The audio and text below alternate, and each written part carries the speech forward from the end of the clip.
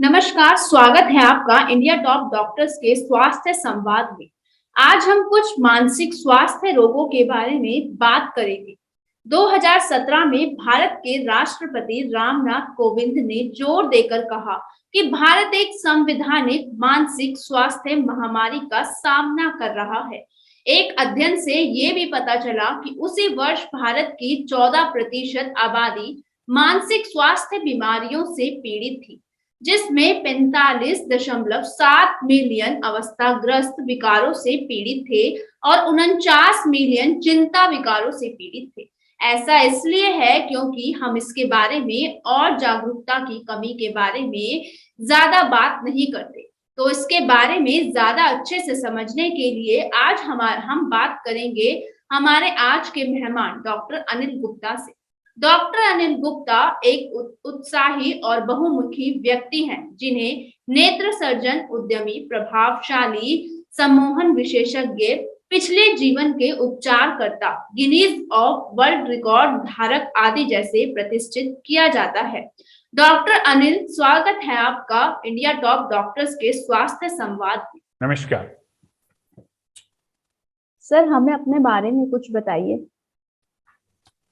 मैं डॉक्टर अनिल गुप्ता, मैं एक आई सर्जन हूं और साथ में एक wellness expert, holistic and lifestyle medicine consultant.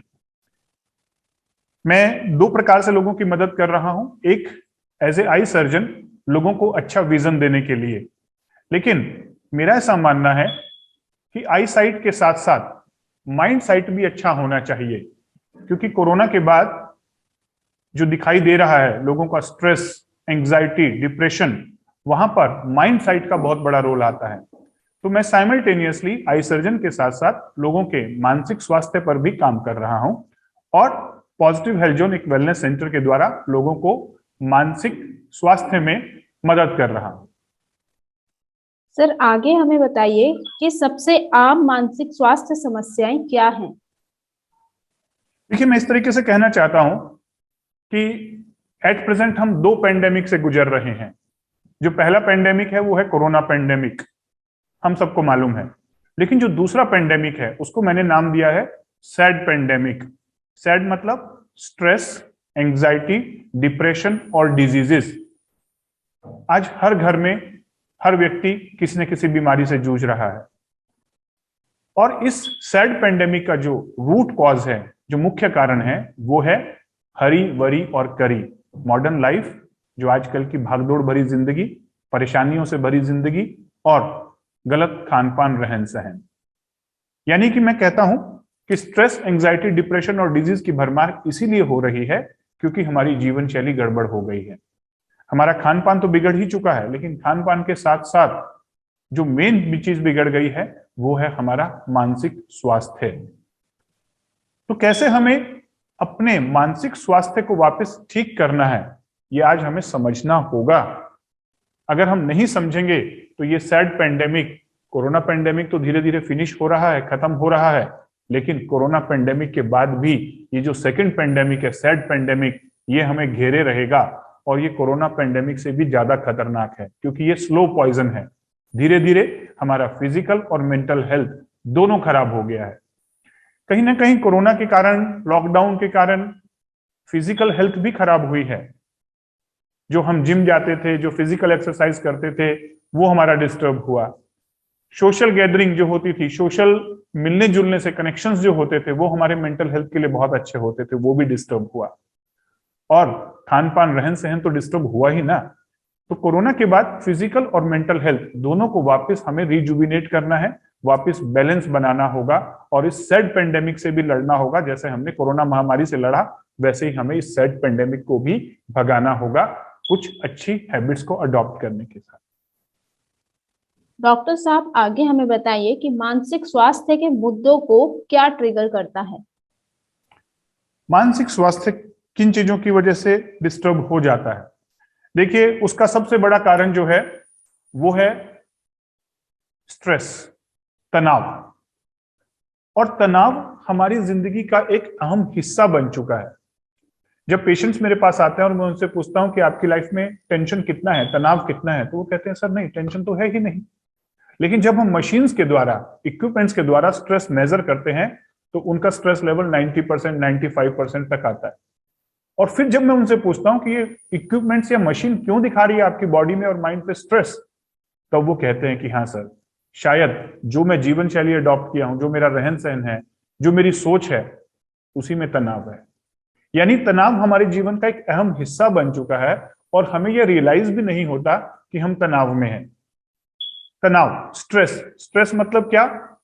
अगर एक लाइन में बोलूं तो तनाव का मतलब है जब मन का ना हो, जो आप चाहते हैं अगर वो नहीं हो रहा है तभी तनाव आता है। तो वो मन का नहीं होना, चाहे वो छोटी चीज हो चाहे बड़ी चीज हो, तनाव उतना ही पैदा होगा। और तनाव मेडिकल लैंग्वेज में कैसे मेजर किया जाता है? ये जो मन का नहीं हो रहा है, जो मन चाहता है अगर वो नहीं हो रहा है, तो हमारे ब्रेन के अंदर एक स्ट्रक्चर होती है एमिगडाला, तो वो तनाव महसूस करता है, वो फियर महसूस करता है और वो ट्रिगर करता है हमारे बॉडी के अंदर दो छोटे छोटे ग्लैंड्स होते हैं जिन्हें हम कहते हैं एड्रिनल ग्लैंड। और ये एड्रिनल ग्लैंड कॉर्टिसोल सीक्रेट करते हैं। यानी तनाव हार्मोन कौन सा हुआ, स्ट्रेस हार्मोन कौन सा हुआ? कॉर्टिसोल, एड्रिनालिन, नॉर एड्रिनालिन, ये जो तीन हार्मोन्स हैं इन्हें हम स्ट्रेस हार्मोन कहते हैं। और ये कैसे रिलीज होते हैं? इनका मास्टर कंट्रोल कहां होता है? ब्रेन के अंदर, amygdala, hypothalamus, pituitary, limbic system, ये जो होता है ये तनाव को महसूस करता है। लेकिन ये तनाव आता कहां से है? ब्रेन तो महसूस करता है, आता है माइंड से। ब्रेन हार्डवेयर है, माइंड सॉफ्टवेयर है। ब्रेन मतलब राइट और लेफ्ट लोब और उसके अंदर की स्ट्रक्चर्स। माइंड मतलब क्या? जो हमारी थॉट्स और इमोशंस हैं। तो जब थॉट्स और इमोशन में हमारे मन का नहीं होता, जो हम चाह रहे हैं वो नहीं हो पा रहा है, तो फिर ये तनाव आता है। और ये तनाव कब ट्रिगर हो जाए? बहुत सारे ट्रिगर हैं और ट्रिगर अलग अलग हैं, सुबह उठने से लेकर शाम तक ट्रिगर हैं। अगर मैं आप ही से पूछूं, आपको भी तो तनाव होता होगा ना, कौन से ट्रिगर आप महसूस करते हैं दिन भर में? जैसे आप जॉब में आए, किसी कलीग के साथ उसने कुछ ऐसा कह दिया जो आपको पसंद नहीं आया, तो तनाव आ गया। वापस घर में गए, घर में किसी ने कुछ बोल दिया तो तनाव आ गया। तो तनाव छोटी छोटी चीजों का भी होता है और तनाव बड़ी बड़ी चीजों का भी होता है। और पिछले 2 साल से हम मल्टीपल लेवल के तनाव झेल रहे हैं, मल्टीपल लेवल स्ट्रेस। जैसे बिजनेस नहीं चलना, रिलेशनशिप खराब हो जाना, जो शादी करना चाह रहे हैं उनकी शादी नहीं हो पा रही है, जो जॉब की तलाश में है उन्हें जॉब नहीं मिल रही है, जो प्रमोशंस की एक्सपेक्टेशन रखे हुए थे वो प्रमोशंस नहीं मिल पा रहे हैं, स्टूडेंट्स स्कूल नहीं जा पा रहे हैं, युवा वर्ग जो अपने सपने पूरे करने चाहता था उन्हें मौके नहीं मिल रहे हैं, अपॉर्चुनिटी नहीं मिल रही है। तो कहीं ना कहीं बड़े लेवल पर भी बड़े बड़े तनाव हैं और छोटे लेवल पर भी जो दिनचर्या में सब तनाव हैं। तो ट्रिगर्स तो बहुत सारे हैं, अगर हम उसकी लिस्ट बनाएं तो शायद 10 घंटा भी कम पड़ेगा हमें बात करने में। तो सर आगे हमें बताइए कि मानसिक बीमारी के लक्षण क्या है और इसे कैसे रोका जा सकता है? राइट। तो स्टार्टिंग में क्या होता है, हमें स्ट्रेस आता है, लेकिन स्ट्रेस के बाद ये कन्वर्ट हो जाता है एंग्जाइटी में या पैनिक अटैक्स में। पहले हमें पता भी नहीं चलता कि हम स्ट्रेस के कब शिकार हो गए, लेकिन धीरे धीरे वो एंग्जाइटी या पल्पिटेशन आने शुरू होते हैं। एंग्जाइटी मतलब घबराहट लगना, बेचैनी महसूस होना, अच्छा नहीं लगना, भूख कम हो जाना, जिन चीजों में आपको पहले मन लगता था उन चीजों में वो काम करने का मन ही नहीं करना। पैनिक अटैक, एकदम से पसीना आना शुरू हो जाना, दिल में धड़कन महसूस होना, पाल्पिटेशन महसूस होना, सिंकिंग कि ऐसा कुछ मेरे अंदर ऐसा हो रहा है कि चक्कर आ रहे हैं, घबराहट सी महसूस हो रही है और लो एनर्जी फील होना। ये सारे जो लक्षण हैं, ये सारे लक्षण किसके हैं? स्ट्रेस और एंग्जाइटी के हैं।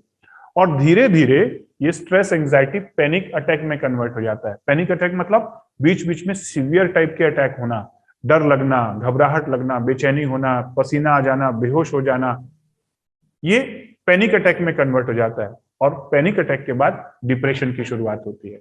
डिप्रेशन मतलब फिर आप हमेशा लो एनर्जी में रहेंगे, नेगेटिव थॉट्स ज्यादा आएंगी, रोने का मन करेगा, भूख कम हो जाएगी, आपके चेहरे का जो तेज था वो धीरे धीरे कम होना शुरू हो जाएगा।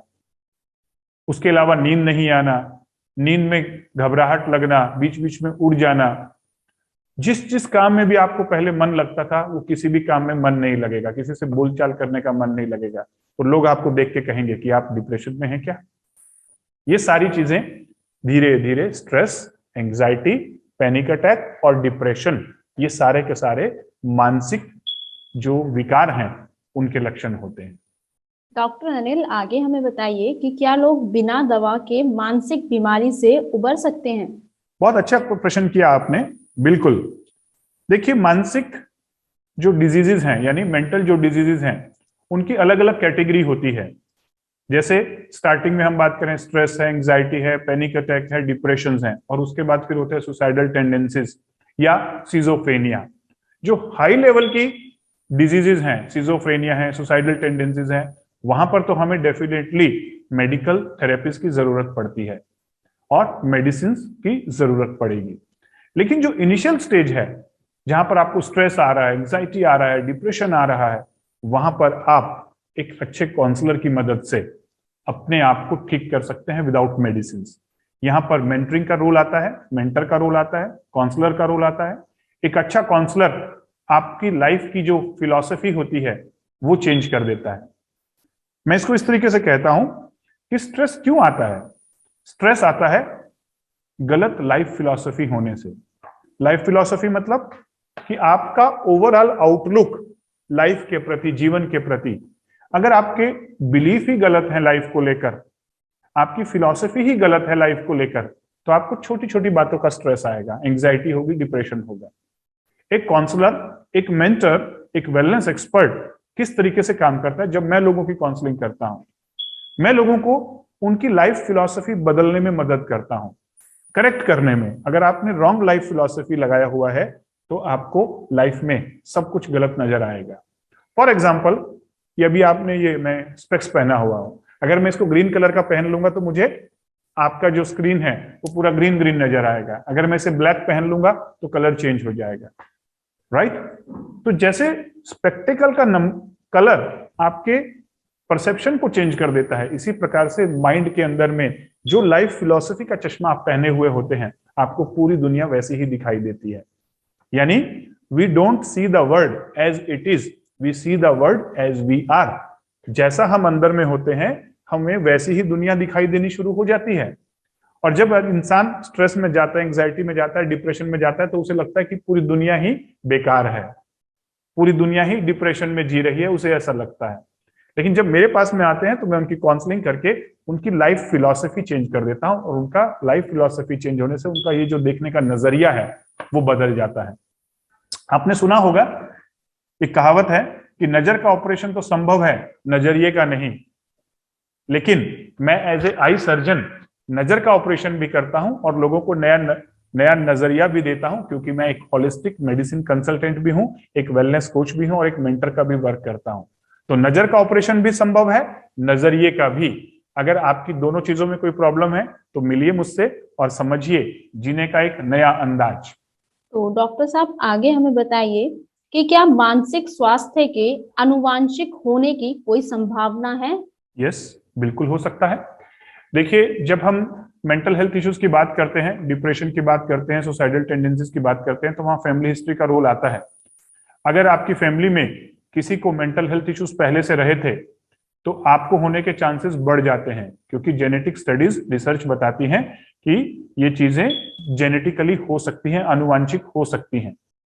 तो ऐसे में करना क्या होगा? अगर आनुवांशिक जीन आ भी चुके हैं हमारे अंदर, तो क्या हम उन जीन को बदल सकते हैं? नहीं। लेकिन हम अपने लाइफस्टाइल को हेल्दी रख के, हम अपनी सोच को पॉजिटिव रख के, अपनी जीवन शैली को अच्छा रख के उन जीन को एक्सप्रेस होने से रोक सकते हैं। जो लेटेस्ट रिसर्च है एपिजेनेटिक्स, जेनेटिक्स मतलब कि ये जो चीजें आनुवांशिक होती है, आनुवांशिक बीमारियां, एपिजेनेटिक्स जो अभी लेटेस्ट रिसर्च आई हैं वो बताती हैं कि जीन्स एक बार आपकी बॉडी में आ सकते हैं, आनुवांशिक हो सकते हैं बीमारियों के, लेकिन वो एक्सप्रेस तब होंगे जब आपका खान पान, जीवन शैली, रहन सहन अच्छा नहीं होगा, और दूसरी आपकी थॉट्स सही नहीं होंगी। आप हमेशा डर की फीलिंग में रहते हैं कि आनुवांशिक बीमारी है, कहीं मुझे हो तो नहीं जाएगी। डेफिनेटली आप उस बीमारी को बुला रहे हैं, आप अपने जीन को एक्सप्रेस होने का मौका दे रहे हैं। तो एक लाइफस्टाइल हेल्दी रखेंगे और दूसरा लाइफ फिलॉसफी सही रखेंगे, तो जो जीन आ भी चुके हैं जेनेटिक्स की वजह से, वो एक्सप्रेस नहीं होंगे। ये मेंटल हेल्थ इश्यूज के लिए भी है और ये फिजिकल हेल्थ इश्यूज के लिए भी है। तो डॉक्टर अनिल, आगे हमें बताइए कि मानसिक बीमारी के उपचार के लिए और कौन सी प्रक्रिया है। देखिए, मेंटल हेल्थ इश्यूज जो हैं उनके अंदर बहुत सारी थेरेपीज होती हैं। सबसे पहली पार्ट जो होती है वो होता है काउंसलिंग। दूसरा पार्ट जो होता है साइकोथेरेपीज होती हैं बहुत सारी, जैसे different type of psycho counselling जो होती हैं, कॉग्निटिव बिहेवियर थेरेपी है, न्यूरो लिंग्विस्टिक प्रोग्रामिंग के द्वारा माइंड की प्रोग्रामिंग है, हिप्नोथेरेपी है। ऐसी बहुत प्रकार की ऐसी थेरेपीज होते हैं जिन्हें हम ब्रेन पर नहीं माइंड पर देते हैं, इसलिए इन्हें कहा जाता है साइकोथेरेपीज। इनके द्वारा भी आप मेंटल हेल्थ इश्यूज को रिजॉल्व कर सकते हैं। पास्ट लाइफ रिग्रेशन है, एज लाइफ रिग्रेशन है, हिप्नोथेरेपी है, न्यूरो फीडबैक है, बायो फीडबैक है। ये सारी जो है ब्रेन और माइंड के इंटरफेस पे काम करके आपके मेंटल हेल्थ इश्यूज से आपको रिकवर करने में मदद करती हैं। इसके बाद आती हैं जो थेरेपीज इन्वेजिव हैं, लाइक इलेक्ट्रोकन्वल्सिव थेरेपीज हैं, या और थेरेपीज हैं जिनके द्वारा हम ब्रेन में कुछ इलेक्ट्रिकल शॉक देते हैं। ये हाई ग्रेड के लिए होती हैं, सिजोफ्रेनिया के लिए, हाई ग्रेड डिप्रेशन के लिए, सुसाइडल टेंडेंसीज के लिए। लेकिन मैं यहाँ पर अवेयरनेस इन चीजों की नहीं करने के लिए आया हूं। मेरा कहना है कि अगर आप मेंटल हेल्थ इश्यूज फेस कर रहे हैं तो इनिशियल स्टेज में ही अवेयर हो जाएं और उसके लिए अच्छे काउंसलर से मिलें, अपनी जीवन शैली को बदलें और अपने रूटीन को बदलें। साथ ही साथ एक अच्छे काउंसलर से मिलकर साइकोथेरेपी की मदद से आप मेडिसिन, पिल्स या फिर इन्वेजिव थेरेपी से बच सकते हैं। डॉक्टर साहब, आगे हमें बताइए कि लॉकडाउन के दौरान खासकर छात्रों में मानसिक बीमारी ने जोर पकड़ लिया था, तो इसके पीछे का जो कारण है वो कारण क्या था। बच्चों की बात अगर हम करें तो बच्चों में 2-3 प्रकार के इश्यूज देखने को ज्यादा मिल रहे हैं, क्योंकि बच्चे 2 साल से स्कूल नहीं गए हैं। और आप इमेजिन कीजिए, जो बच्चे होते हैं वो बहुत एनर्जेटिक होते हैं, उनकी एनर्जी डिस्चार्ज होना जरूरी होती है। पहले वो स्कूल में जाते थे, अपने साथ वाले बच्चों से मिलते थे, तो उनकी मेंटल हेल्थ अच्छी रहती थी, एनर्जी ड्रेन होती थी, स्पोर्ट्स खेलते थे, आउटडोर गेम्स खेलते थे। और पिछले 2 साल से वो एक डिजिटल कैमरा के सामने, स्क्रीन के सामने, मोबाइल के सामने, टीवी के सामने समय बिता रहे हैं। 8 से 9 घंटे की क्लासेस होती हैं, फिर उसके बाद भी वो लोग बाहर जाने को पॉसिबल नहीं था, तो सारा टाइम स्क्रीन के सामने बिता रहे हैं। ऐसे में उनका मेंटल हेल्थ और आई हेल्थ, ओकुलर हेल्थ भी डिस्टर्ब हुआ है। एज ए आई स्पेशलिस्ट जो मैं बच्चों को देखता हूं, पेरेंट्स जब हमारे पास लेकर आ रहे हैं तो जिन बच्चों को पहले चश्मे का नंबर था उनके नंबर बढ़ गए हैं, जिनको चश्मे के नंबर नहीं थे उनको नंबर लग गए हैं। इसका कारण भी कहीं ना कहीं ज्यादा स्क्रीन टाइम है। उसके साथ पेरेंट्स जो बताते हैं बच्चा चिड़चिड़ा हो गया है, गुस्सा ज्यादा करने लग गया है, बिहेवियरल इश्यूज आ रहे हैं, मम्मी पापा की बात नहीं मानता, अनहेल्दी फूड हैबिट्स खाने होने की वजह से उसका वेट बढ़ते जा रहा है। ये सारे इश्यूज इस लॉकडाउन में और कोविड में बच्चों के अंदर देखने को मिल रहे हैं। तो हम इसको 3 कैटेगरी में डिवाइड कर सकते हैं। पहला है फिजिकल इश्यूज। फिजिकल इश्यूज मतलब बच्चों के अंदर ओबेसिटी हो रही है, बच्चों को बॉडी पेन हो रहा है, जॉइंट्स की प्रॉब्लम हो रही है, खासकर नेक की प्रॉब्लम आ रही है। उसके साथ साथ उनके आईज में स्पेक्टिकल का नंबर बढ़ रहा है, हेडेक के इश्यूज आ रहे हैं, नींद नहीं आने की प्रॉब्लम आ रही है। और बिहेवियरल इश्यूज की बात करें तो बच्चे छोटी छोटी बातों पर गुस्सा कर रहे हैं, इरिटेट हो रहे हैं और ऐसा बिहेवियर शो कर रहे हैं कि वो मम्मी पापा की बात ही नहीं मानना चाहते हैं। तो ये सारे इश्यूज की कारण एक ही है कि जो वो स्कूल नहीं जा पा रहे हैं, अपने फ्रेंड सर्कल से नहीं मिल पा रहे हैं। इस समय में हमें बच्चों के मेंटल हेल्थ को बहुत ज्यादा ध्यान देना होगा और इसमें फैमिली का सपोर्ट बहुत बड़ा हो सकता है। साथ ही साथ अगर आपके बच्चे में ऐसे कोई लक्षण दिख रहे हैं तो आप उसे एक अच्छे काउंसलर से, एक वेलनेस एक्सपर्ट से जरूर मिलवाएं, ताकि वो उनकी काउंसलिंग के द्वारा उनके इश्यूज को समझ के वहीं पर ठीक करें। नहीं तो ये छोटे छोटे इश्यूज बाद में एंजाइटी, पैनिक अटैक या डिप्रेशन का कारण बन सकते हैं। डॉक्टर अनिल, जाते जाते हमें ये बताइए कि जो मानसिक बीमारी है इसके बारे में आप हमारे दर्शकों को क्या संदेश देना चाहेंगे। बहुत सिंपल सी बात है, आज 21st सेंचुरी है और 21st सेंचुरी में ये सैड सेंचुरी है, स्ट्रेस, एंजाइटी, डिप्रेशन और डिजीज की सेंचुरी है। इस सैड सिंड्रोम से अपने आप को बचा के रखना होगा। हम भगवान नहीं है कि हम इसका शिकार नहीं होंगे। अगर आप कुछ नहीं कर रहे हैं लाइफ में तो मान के चलिए आप भी इस सैड सिंड्रोम का शिकार हो सकते हैं। क्यों? क्योंकि हर जगह वातावरण में तनाव है, life full of Hari worry और करी है, भागदौड़ भरी जिंदगी है, टेंशन से भरी जिंदगी है और खान पान सब जगह गड़बड़ हो चुका है। तो ऐसे में करना क्या है? My health my responsibility, my life my responsibility. ये जो कैंपेन है जो मैंने शुरू किया था, इसका मेन मोटो है कि ये 2 लाइंस हमेशा अपने माइंड में अपने आप को बोलते रहें। माई हेल्थ माई रिस्पॉन्सिबिलिटी, मेरा स्वास्थ्य मेरी जिम्मेदारी। माई लाइफ माई रिस्पॉन्सिबिलिटी, मेरा जीवन मेरी जिम्मेदारी। मतलब आपको बार बार अपने आप को बदलना होगा, अपग्रेड करना होगा। जब जब डाउनफॉल आए फिजिकल हेल्थ में, मेंटल हेल्थ में, फिर वापस बाउंस बैक करना होगा। एक हेल्दी लाइफस्टाइल अडॉप्ट करना होगा और एक सही जीवन शैली के साथ साथ लाइफ की फिलॉसफी, जीवन दर्शन, अच्छी जीवन शैली, अच्छा जीवन दर्शन, healthy lifestyle, healthy life philosophy, ये दोनों पे काम करके स्वस्थ, व्यस्त, मस्त और जबरदस्त रहा जा सकता है आज के इस तनावपूर्ण वातावरण में भी, ऐसा मेरा मानना है। हमसे जुड़ने के लिए और हमें इतनी जानकारी देने के लिए डॉक्टर अनिल के गुप्ता का बहुत बहुत धन्यवाद। सर, हम आपसे मिलेंगे आगे किसी और मुद्दे के साथ। Thank you very much.